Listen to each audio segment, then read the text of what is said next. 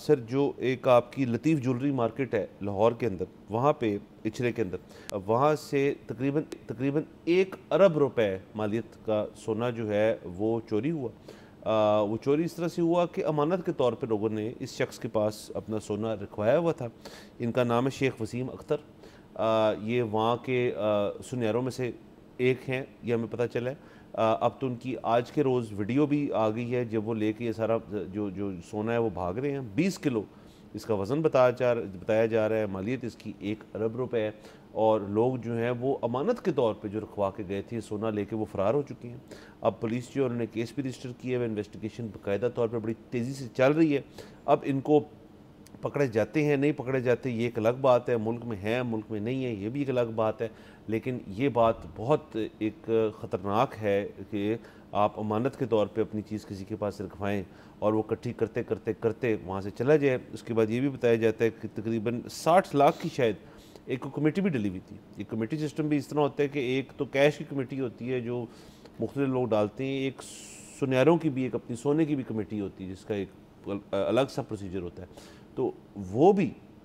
جو تھا یہ اس میں بھی ملوث تھے۔ تو یہ سارا جو کل اس کی مالیت ہے وہ بہت زیادہ پیسے بن جاتے ہیں، اور یہ سارا سامان جو ہے لے کے یہ شخص فرار ہو چکا ہے۔ جی، جہاں تک امانت کی بات ہے وہ تو ظاہر ہے نا، مطلب اگر کوئی شخص اپنا جو ہے وہ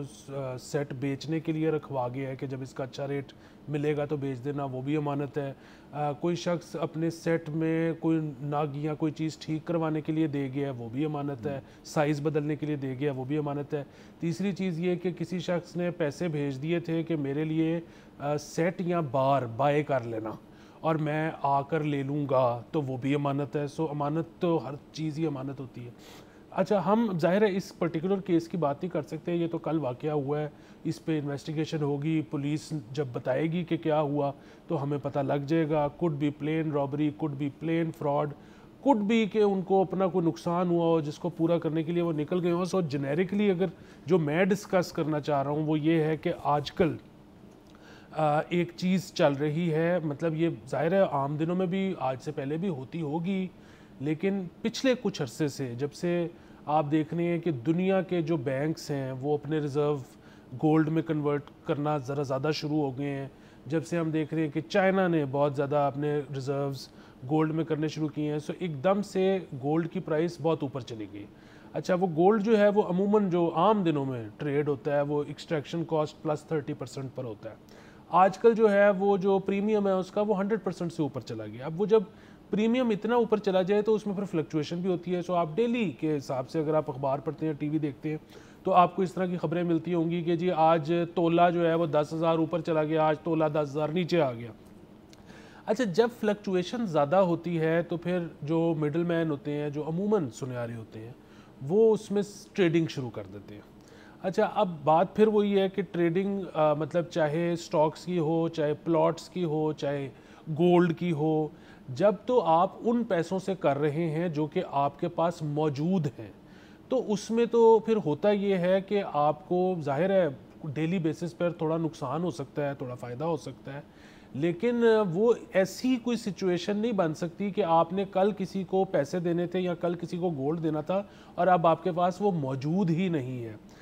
جب آپ اگر کوئی اپنے لوکل لیول پہ ایک آپشنز، ایک لیوریج کا سسٹم بنا لیتے ہیں تو وہ ایک بڑا خطرناک کام ہے۔ ہمیں سٹاکس میں بھی پتہ ہے کہ یہ ہوتا ہے، لوگ لیوریج پہ 5 لاکھ کے عوض 50 لاکھ کے سٹاکس اٹھا لیتے ہیں۔ ہم نے پراپرٹی میں بھی دیکھا ہے کہ 50 لاکھ کا پلاٹ ہے، 5 لاکھ کا بیانہ ہے، وہ کر دیا، 50 لاکھ جیب میں نہیں ہے، اور 6 ہفتے کے اندر ایک نیا بائر ڈھونڈنا ہے جس سے آپ نے زیادہ کا بیچنا ہے اور اپنا اس میں سے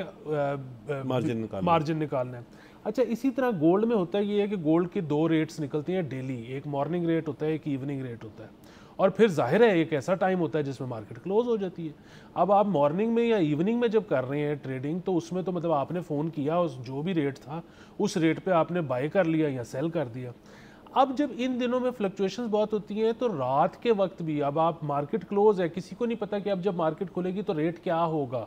آپ نے فون کیا اور اس بندے نے آپ کو اپنی طرف سے ایک ریٹ دیا جس پہ آپ نے بائنگ اور سیلنگ کر لی۔ اب صبح اس نے آپ کو بائنگ کی ہے تو اس نے آپ کو گولڈ دینا ہے، سیلنگ کی ہے تو اس نے آپ کو اس گولڈ کے عوض کیش دینا ہے۔ اب جب ریٹ کھلا ہے تو وہ اگر یکسر مختلف ہے، اور جیسے میں نے پہلے کہا کہ اس نے یہ کر لی تھی اس کسی اور کے پیسوں کے بہاف پہ یا کسی اور کے گولڈ کے بہاف پہ، اس کے پاس ابھی تھا ہی نہیں، کیونکہ اس کا ایک اندازہ تھا کہ مارکیٹ اتنے پہ کھلے گی۔ سبسکرائب کریں اور بیل دبائیں تاکہ کوئی خبر رہ نہ جائے۔